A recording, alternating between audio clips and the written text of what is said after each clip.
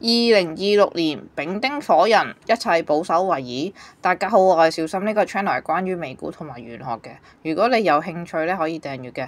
我嘅新書《美股 Crystal 通勝2026》咧已經出版咗啦。如果你想得到咧，裝 Patreon 咧就可以啦。咁重要嘅事情咧就講3次，所有命盤咧都係以全盤為準，全盤為準。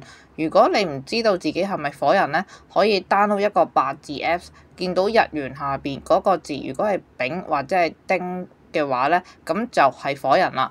咁我諗咧，想知道自己喺丙午年火氣咁強勁嘅流年咧，會唔會破大財嘅話咧，或者有唔好嘅事發生咧，可以自己睇下2025年乙巳年嘅時候咧，有冇開始破財？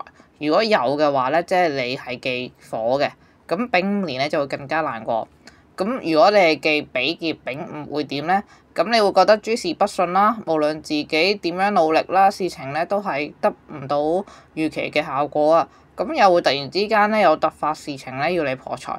咁總之咧就係保守為宜嘅，咁連一啲好細嘅風險嘅交易咧都唔好做。